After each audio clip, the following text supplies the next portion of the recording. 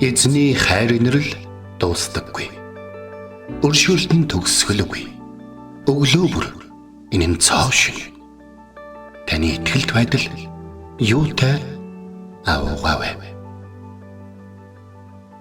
Хермоны шүүдэр өглөөний хөтөлбөр эхэлж байна.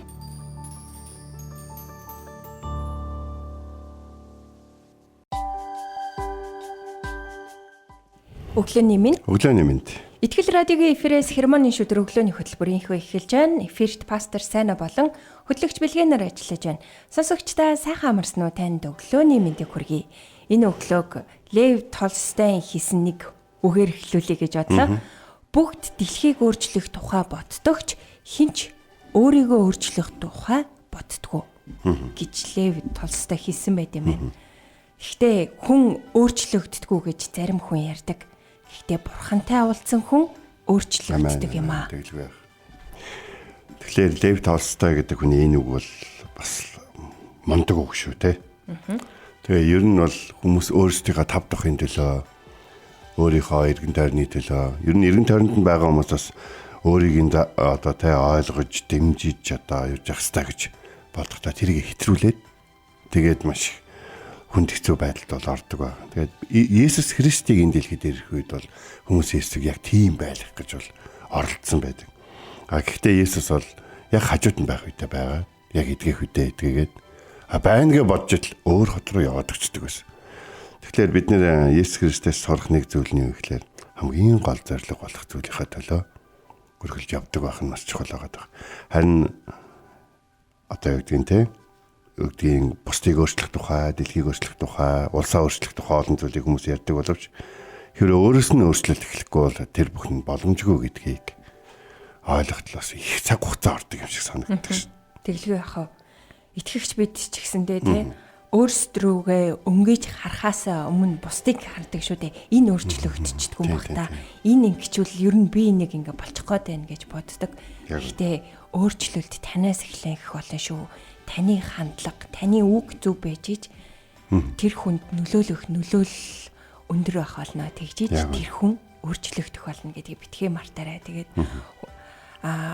эзэн ямар гайхамшигтайгаар бидний дотор ажиллаа хийж байгаа лээ. Бурхан ажиллаа хийж дуусаагүй байгаа тэр хүнийг бас шүмжлэх гэж битгий оролдоорой. Бурхан тантай ч ажиллаж байгаа, таны эргэн тойронд байгаа хүмүүстэй ч гэсэн ажиллаж байгаа гэдгийг битгий мартаарай. Тэгэхээр энэ хүн ингээд өөрчлөгдөхгүй хэдэн одоо сар жил явсаар байна гэж бас битгий хараарай. Бурхан түүнтэй ажилласаар байгаа шүү. Бурхан тантай ч ажилласаар таныг өөрчилсээр байгаа. Энэ гайхамшигтай хайр нэгүслийг Бурхан бидэнд өгсөнд үнэхээр их талархъя. Тэгээд энэ цагт хамтдаа эзний өмнө ирж түн далдар магтаалыг өргөе. Нэг сонсогч маань энд бас битсэн байна. Бороотой өглөөний мэд гэд мэдчихэж байна. Зарим нэг газруудаар сайхан бороо орж байгаа бол даа.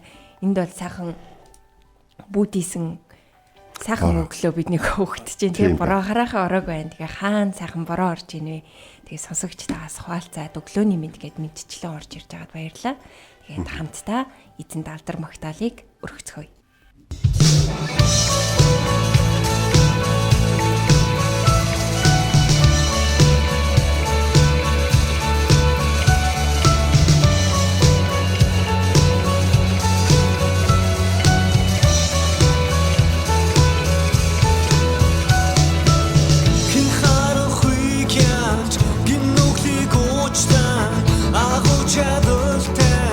Бүхний хайрлсан бэ яруу алдрын хаан тэр бол бухатын хаан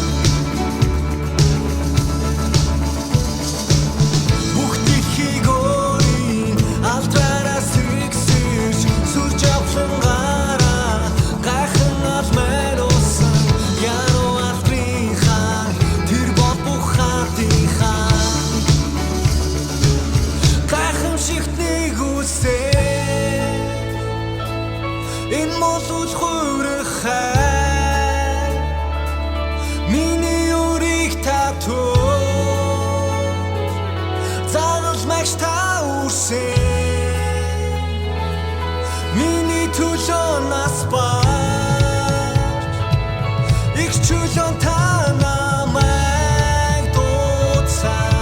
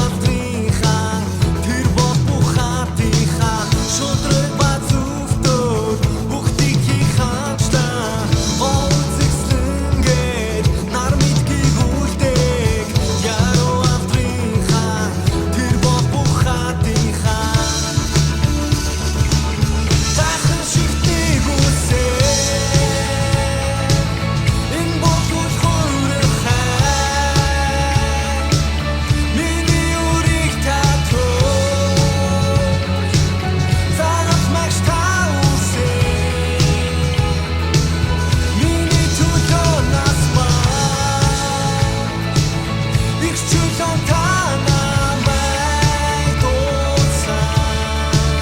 Оо Есүс би дууна гайхамшигтыг үсээ.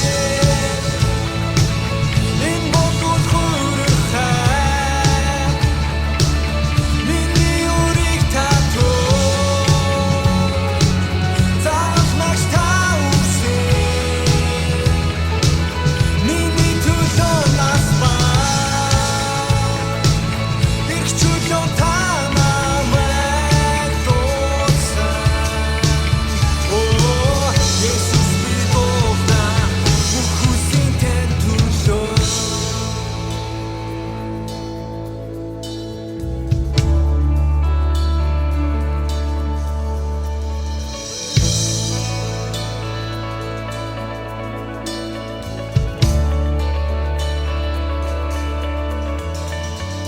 Няцсан хорог зохист Ухлийг ясан хаан та зохистай. Няцсан хорог зохист Ухлийг ясан хаан та зохистай. Няцсан хорог зохист Ухлийг ясан хаан та зохистай. Няцсан хорог зохист Ухлийг ясан хаан та зохистай. Няцсан хорог зохистай. Ухлийг ясан хаан та зохистай. Няцсан хорог зохистай. Зохистай. Гайхамшигтыг үсээ. Энэ бодол хүрхай миний үрийг татуу. Заавал та үсээ. Миний төлөө нас ба. Ирэх чөлөө та намайг дуусан. Оо Есүс би дууна гайхамшигтыг үсээ. Энэ бодол хүрхай миний үрийг татуу. Заавал та үсээ. Миний төлөө нас ба. Ирэх чөлөө та намайг дуусан. Оо Есүс би дууна бүх хүссэн тань төлөө.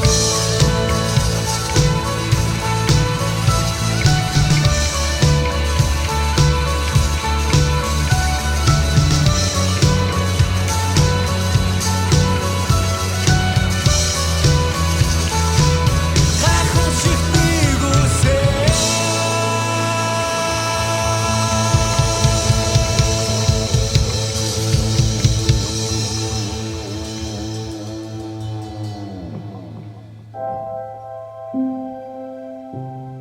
Бурхан, та миний бурхан. Би таныг эртлэн хайхвалаа. Усгүй хоорой ангамл газарт сэтгэл минь танаар сангаж, би махбат минь таныг хүсн тэмүүлж байна. Дуурал 63-ийн 1.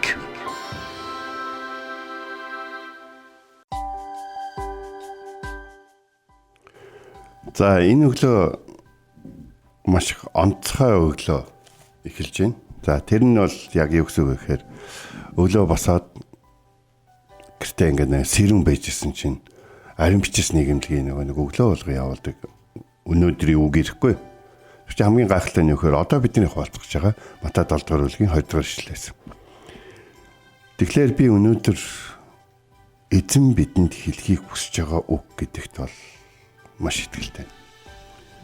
Та нар хэрхэн шүүн, түнчлэн шүүгдэн. Та нар өөрсдийнхөө хэмтсэн хэмжээсээр та нар хэмжигдэх болно гэж хэлсэн. Тэгэхээр өнөөдөр бид нэр энэ та нар хэрхэн шүүн, түнчлэн шүүгдэн гэдэг хэсгийг биш, өөрсдийнхөө хэмжээс гэдэг дээр бүгдээр бодж үз. Та өнөөдөр өглөө босоод утасныхаа хэр цэнэгтэй байгаа харсан баг. бас тэр утсандаа хэрэг зэрэг их зүйлийг нэмж татах боломжтой гарсан баг. Та бас төрөвч бас дансандаа хэрэг мөнгө төгрөгтэй үлдсэн хэмжээсээ бас харсан баг. Та бас магадгүй босоод өнөөдөр би хэр зэрэг хүчтэй байж чадах вэ, хүч гаргаж чадах вэ гэдэг зүйлээ бас хэмтсэн байх гэж бодож байна. Бид өглөө болгон босоод өөрийнхөө талаар хэмждэг. Юу гэж хэмжиж юм хэрэг эрүүл мэндийн хувьд хэмж, хүч чадлын хувьд хэмжиж гин, чадамжийн хувьд хэмжиж гин, мөнгө төгрөг санхүүгийн хувьд хэмжиж гин, зан чанар дэсвэр төвчээр одоо өөрөөс гарах зүйл бас гарахгүй зүйлсээ бас хэмжиж гин. Гарахгүй зүйлсээ бас зарим хүн хэмждэг гэж. Тэгэхээр өнөөдөр хуучин гэрээний хамгийн агуу ишлүүдийн нэг бол би ариун, та нар ариун бай гэсэн ишлэл байна. Өнөөдөр бид нар хин нэгнийг шүүж байгаа нь өнөөдөр түүний гим нүглэн Тэнгэрийн хаанчлалын болон түүний иргэдийн нэр хүндийг унгаагаад байна гэж бодоод Тэнгэрийн хаанчлалыг өмөөрөөд эсвэл Бурхны ариун байдлыг өмөөрөөд өөртөө шүүж ийн гэж бодож байгаа. Харин Бурхны мөн чанарыг хэр зэрэг ойлгосон хүн бэ гэдгийг өөрийгөө бодох цаг болсон байна гэж. Таны хэмжээс бол ямар хэмжээс байна вэ?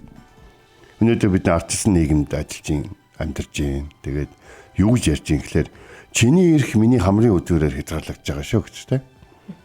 Тэгэхээр бас ерөнхийдөө бол Европын улсуудад бол хүний одоо юу гэдгийг хувийн хэмжээ орон зайг юу гэж одоо яасан мэхээр 42 см радиус тойрог. Энэ бол таны орон зайг. Энээс илүү та хүн лөө ойртох юм бол нэг бол та ойр дотных нь хүн байна, эсвэл та хэдийн халдагч байна гэж үзэж байгаа. Та нар ариун тал, би ариун тал, та нар ариун бай гэж. Энэ бол маш хүчрхэг. Харин өнөөдөр бид нарт эзэн үгжилж байгаа өөрсдийнхөө хэмжээсээр та нар хэмжигдэх болно шүү гэж хэлж байна. Харааныхаа чадамжаар хасах 3 бол хасах 3, хасах 2 бол хасах 2. Айран бол зэвсгийнхээ хэмжээсээр 3000 км буудах буужинтай бол тэр хэмжээндээ л байлдана. Машина бод таны одоо банкнд хэдэн литр бензин хэрэг явах бензин байгаа юм бэ? Бидэнд хэмжээсээ бидний хөдөлгөөнийг, бидний амьдралын чадамжийг, бидний хийж чадах зүйлийг хэмтсэн хэмжээс бидэрт байж байна. Тэгвэл өнөөдөр бид нар хүмүүсийн өөрсдийнхөө дотор бусадтай хуваалцахгүй явж байгаа хэмжээсийг хэр зэрэг ойлгодог вэ гэж. Надад өнөөдөр 300 км явах бензин байгаа юм чинь энэнд бас байж байгаа гэж адилхан жолооч хүн бодох хэрэгтэй гэж. Би энийг чадсан юм чи энэ чадах хэрэгтэй гэж бодох хэрэгтэй гэж. Бас өнөөдөр зарим нэг хүмүүсийг ингээд харахтаа те энэ хийхийг хүсэхгүй байгаа болохоор ийм гим нүглийг хийгээд явж байна гэдэг чинь хүмүүсийн сонголтыг ингээд хэмжих юм. Тэгэхээр өнөөдөр би та бүхэнтэй нэг ярилцах хүсэж байгаа зүйл нэгээр бидний хэмжээс нь хэр зэрэг байгаа вэ гэдгээр л байна. Бид ямар хэмжээс хязгаарт шүүмжлэлд өртөх ёстой гэж та өөрийгөө боддог байна. Хүмүүс намайг шүүмжилж бодно, хүмүүс надад уурлаж бодно, хүмүүс намайг одоо уран зориг өгөхийн тулд гэдэг юм уу ямар нэгэн байдлаар хүмүүс надад одоо миний талаар ярьж бодно. Гэхдээ хэр зэрэг хэмжээст над руу ярих ёстой гэж. Бас тэгж ярих ёстой үнэн ямар хүн над руу хэр хэмжээнд ярих вэ гэж та боддог вэ гэж. Өнөөдөр бид нэр Есүс Христийн тухай бодох ёстой. Есүс Христ тухайн үед ямар ч фарисеучуд, ямар ч бурханд итгэдэг хүн, ямар ч Леви омгийн дахилч хүмүүс рүү ойртдаггүй тэр хэмжээг ойртож ирчихсэн. Тэднээс бүр ингээд зааваа тэр ч байтгаа бүр юу тэр тухайн үеийн бурханд үйлчилж байсан хүмүүс рүү ойртох байтгаа тэр хүмүүсийг өөрсдөд рүүгээ бити ойртаараа өвчтөе бол бити ойртаараа өвчтөе гэдгээ хашгирч хэлээрэ бодор бол тэрийг зүгээр эртгэн хэлээрэ. Гэт ингээд өөрсдөөс нь хол байлгах талаар хүмүүст аяг заадаг байсан гэж. Би бодорцсон гэж хэлжээ. Би бодор гэж хэлжээ. Би нүгэлтэн гэж хэлжээ. Би өвчтөн гэж хашгирчээ. Гэтэл Есүс тэднэр лөө шууд яваад байна. Шууд тэр хэмжээсийг нь давж ятсан. Хүмүүс рүү алхах хэмжээг нь ч хүмүүсийн өөрлөгөө ойртох тогтоосон хэмжээсийг нь ч Есүс даваад ойртож ятсан гэж. Яагаад гэвэл Есүс тэр хүнд хайртай байсан гэж. Хайртай байсан учраас Есүс хэлсэн. Би гэмтэй хүн, та миний амьдралаас яваач. Энэ бол Петрийн хэлцүү. Тэгэхээр хэмжээс гэдэг бол бидний өнөөдрийн хэрэгжилж байгаа хэмжээс бол хуулийн тогтоогдсон, дурддагдсан, жоромлогдсон За тэгээд тэр хуулийг тогтоосон хүмүүсийн мэддэг тэгээд нийгмийг аюулгүй байлгах гэдэг ч юм уу эсвэл хүмүүс биднийг тодорхой төвшөнд одоо зохион байгуулалтаа байлгахад хийсэн тийм л хэмжээ хязгаар байгаад байдаг. Хэрвээ нэг хязгаараас нь хэрвээ энэ одоо хуульд ингээд зааж бичигдсэн хязгаараас нь бид давчих юм бол бид нарыг одоо ингээд шүүж ярилцах ингээ хэцүү болчихдог. Тэгээд би ингээд шүүхийн талаар ингээд судлаад ингээд үзлээ л дээ. Тэгээд чинь жишээ нь Америкийн нэгдсэн улсад 217 жилийн хорих ялтай хүн байна гинэ. Гэхдээ 217 жил угаас амтрах шин. Яагаад гэвэл хүн ингээд шүүхтэй би эрхээ эдлмээрээ би чи хүн штэ амьд байгаа хүн юм чинь эрхээ эдлмээрээ ингээд шүүхцээр хагаад ингээд жилээ ингээд багсуулаад байдаг юм байна. Харин өнөөдөр бурхан танаас надаас асууж байгаа зүйл нэгэ. Та ямар хязгаар, ямар хэмжээсээр хүмүүсийг харж байна? Зарим хүмүүс ингэж ярьдаг л би дутагдлын хажуугаар дуугаа өнгөрөхгүй би тийм л нийгэмд өсөж тойрсон юм чи яг тэрүүгээрээ л ярина гэж. Бусад хүмүүс таалагдахгүй намаагүй хэрвээ тэр нь буруу гим нүгэл юм эсвэл дуугаа өнгөрч болохгүй зүйл хавал би шууд л хэлээд хайна гэж. Тэгэхээр бурхан биднийг нүгэлтнүүд байхад хайрлсан юм. Библийн олон хэсгүүдэд юу гэж байна гэхээр бид бусдад хэрхэн хандна яг бусад хүмүүс ч гэсэн бидэнд тэгж хандаад зогсохгүй бид бас яг шүүвэл шүүгдэн хайрлуул хайрлна уучлуул уучлагдана гэдэг тухай Библи биднэрт хэлсэн байна. Тэгэхээр бурханы үг өнөөдөр бидний ингээд сонсож байгаа хэмжээсээр хэмжигднэ гэж бас Марк номон дээр хэлсэн. Сонсож байгаадаа анхаарах. Чи сонссон одоо хэмжээсээрээ хэмжигдэх болно гэж. Бас бид нэг ингэж харах юм бол бид нар шүүгдэх тухай гэж ярьж байгаа. Хэрвээ бид өөрсдийнхөө хэмцэн хэмжээсээр хүмүүсийг хэмжээд авах юм бол бид хүмүүсийг хайрцаглаж гин бид хүмүүсийг нэг тодорхой төвшөнд ингэж байлгахыг хүсэж байна гэсэн үг болж. Түрүүний нэг Лев Толстой хэлсэн үгэнд байна шүү дээ, тэ.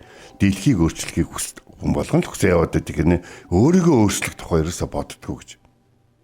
Таны шүүгээд байгаа эсвэл таны бусдыг хэмжээд байгаа тэр хэмжээсийн утга учир юу юм бэ? Тэр хүмүүс танаас бүр илүү гарч болохгүй юм уу? Тэр хүмүүс танаас хол явж болохгүй юм уу? Тэр хүмүүс танаас холдож эсвэл танаас өөр хүнд илүү их цаг гаргаж болохгүй юм уу? Тэр хүмүүс тантай хамт дандаа хийх оронд өөр хүмүүстэй бас хамт ажиллаж хөдөлмөрлөж хамтдаа бүтээж болохгүй юм. Тэр хүмүүсийг одоо хэмжиж байгаа хэмжээс чинь утга учир юу юм бэ? Та нэмэх хязгааргүйгээд тавьчих болдгоо юм уу? Та хайр хязгааргүйгээд бидний хязгааргүй эзэн хайрлсан юм чи хайраа хязгааргүй одоо нөхцөл тавьчих болдгоо юм уу? Та уучлах болон хүлээж авахыгаа хязгааргүй нөхцөл тавьчих болдгоо юм уу? Яг л танд хандлагата хязгааргүй нөхцөл тавьсан нэгэн байж чинь Есүс Христ. Тиймээс бид нэр өөрсдийгөө шүүгднэ гэдгийг маш их бодож шүүлтийн өдөр ойртож байгаа энэ үед бусад хүмүүсийг хэмжиж байгаа өөрийнхөө хэмжээсийг алдаатай байж магадгүй шүү гэдэг тухай бодох хэрэгтэй. Тэгэхээр аврагдсан хүмүүс хийсэн ажил үйлсийнхаа төлөө шүүгдэх болно гэж Коринт номон дээр хэлсэн байдаг бол Матай номын одоо 12 дугаар бүлэг дээр бас хэлсэн байдаг шүү дээ. Санамсаргүй хэлсэн, бодлогогүй хэлсэн үгнээсээ болж бид нар шүүгдэх болно гэж бол хэлсэн. Тэгэхээр өнөөдөр хэрвээ хязгаараас дагвал бид нар шүүх боломжгүй байдаг тухай ярьсан тийм үү? Хязгаарт хүрэхгүй бол шүүх шаардлагагүй болчдөг. Энэ их ноцтой юм биш ээ хай гэж. Тэгэхээр нэг хуульч хэлэхдээ бид загдсан бүхнийг хийж болно бас болохгүй, загдаагүй бүхнийг хийж болно бас болохгүй гэж хуулийн тухай ярьсан байдаг. Өнөөдөр нүглээс болж өгөхөөсөөр аргагүй нөхцөл байдал орсон хүмүүст шүүлтийг танилцуулсан бурхны хэмжээсийн талаар хэрвээ та асууж мэдхийг хүсэж байвал 2000 жилийн өмнө л өнөөдөр амьдарч байгаа 7 тэр бом хүний бүр юу хийхээс үл шалтгаалan юу хийх вэ гэдгийг ч бурхан өөрөө тооцоолж үзээд тэдний төлөө хүүн загалмаа дээр хадагдан алгадахаар сонгосон юм а гэж. Тэгэхээр хүмүүсийг алгачилгүй гэм нүглийг нь үүрсэн бурхны тэр хайранд ямар хэмжээс байгаа юм бэ гэж. Таныг дайрсан хүмүүс хизээ хамгийн ихээр таныг одоо хэтрүүлсэн гэж бодож байна. Харин бурхны хэмжээс хизээ таныг хамгийн их шаардлагагүй байхад бүр давшиж хайрлсан гэж бодож байна. Өнөөдрийн үгийн төгсгөлд танд хэлхийг хүсэж байгаа бол хэрвээ бурхны хэмжээсийн дотор амьдрах нь сайн юм а гэж бодож байгаа бол хайрлахыг хүссэн үнэ хайрлсан дээр. Өршөөхийг хүссэн үнэ өршөөрсөн дээр. Өршөөрсөн нэг нь та байгаасаа хайрлсан нэг нь та байгаасаа гэж хүсэж байна. Тэгэд та тэр бүхнийг амтсан байхад таны хайраар дутж, таны өршөөлөөр дутж байгаа нь тэр бүхнийг амсах эрхгүй гэж юу. Тийм учраас өршөө, бурхан дөрөв, бурхантай хамтарч ажил. Бурханыхаас өөр хэмжээс зөв гэж байхгүй шүү. Ариун гэж байхгүй шүү.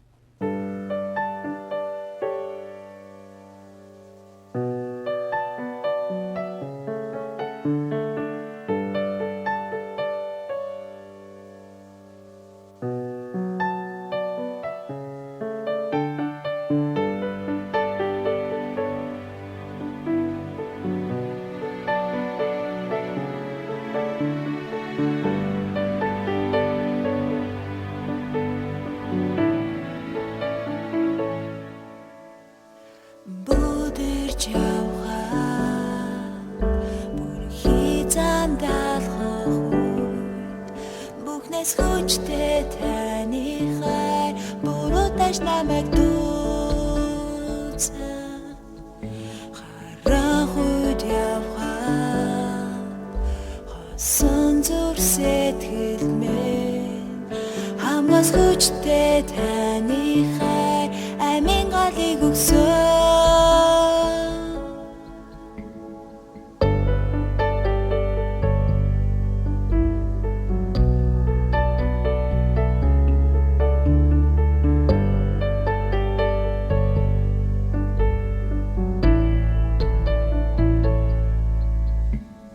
Бүдэрч явхаа бүр хизам даалгах үед бүхнээс хүчтэй таны хайр буруудаж намайг дүүцэн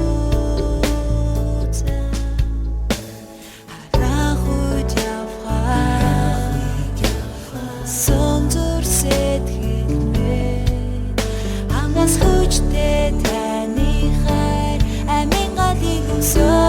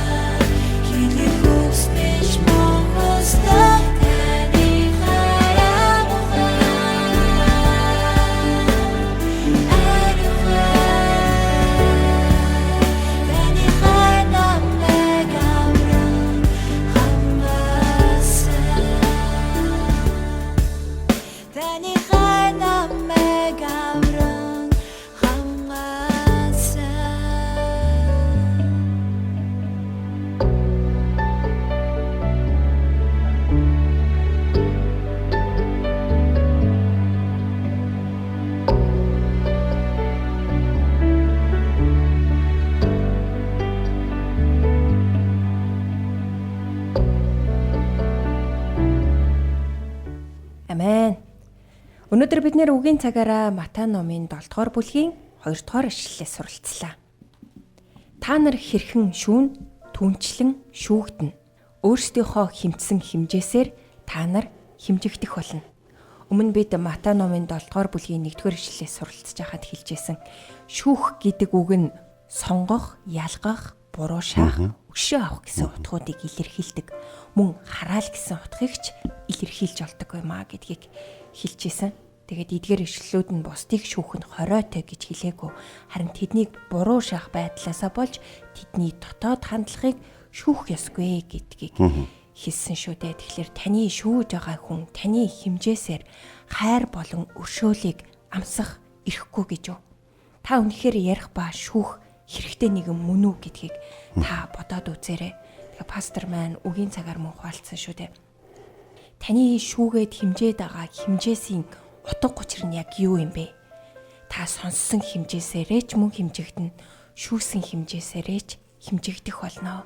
Таны хэмжээс чинь үнэхээр зөв үү? Хэрвээ та Бурхны хэмжээс дотор байхыг хүсвэл бусдыг хайрлаарай, өршөөж нэгүсэж уучлаарай. Тэр уучлдаг нэгэн нь та агаарай гэж хэлсэн шүү дээ. Өршөөдөг нэгэн нь ч мөн та агаарай. Магадгүй та бусдыг уучлаад байна, хайрлаад байна гэж байгаач таныг ч мөн уучлаад хайрлаж байгаа нэгэн байгаа гэдгийг бас битгий мартаарай. Тэгээд энэ цагт эзний өмнө хамтдаа ирж залбирах цагийг гаргацгаая. Орчлын цаг бүтээсэн эзэм минь энэ цаг өдөр бид тандан таны бидний төлөө дагалмадаар хадагдан алагдсан Есүс Христийн нэрээр талархан залбирч байна. Тэгэхээр бид эзэм минь өнөөдөр хүртэл иргэн тойрны хүмүүсийг шүүж байсан бол та биднийг уучлж өгөөч гэж найдахгүйч байна. Бид өөрсдөө маш их олон удаа шүүлтээс мултарсан бас одоо шийтгэлээс мултарсан байж их олон хүмүүсийг өнөөдөр өршөөгдөх, өршөөлийг хүртэх, уучлагдах, хайрыг хүртэх боломжийг нь шүүж байна. Тийм учраас та бидний зүрх сэтгэлийг та цэвэрлэж өгөөч. Яг тань шиг алагчлалгүй хайрладаг, тань шиг хүний хэмжээсээс өөрөөр хардаг байхыг хүсэж байна. Өндөр намыг биш, зүрх сэтгэлийг хардаг, тахлыг биш, харин дуулууртай байдлыг хардаг. Тийм байхыг хүсэж байна. Та өөрийн сайхан сэтгэлийг ариун сүнсээрээ дамжуулан бидэнд өгөөч. Энэ бүхнийг тань даатхан танаас өгсөн таны гайхалтай хүү Есүсийн нэрээр залбирэн гуйлаа. Амен. Энт хүрээд хермоны шүдэр өглөөний хөтөлбөр өндөрлөж байна. Бидэнтэй хамт байсан сонсогч танд баярлалаа. Маргааш эргээд энэ цагтаа уулзцгаая. Эзэн таныг Харж хандах болтугай.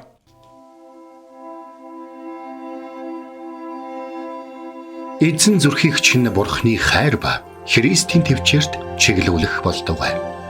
Хермоны шүдэр өглөөний хөтөлбөр танд хүрэлээ.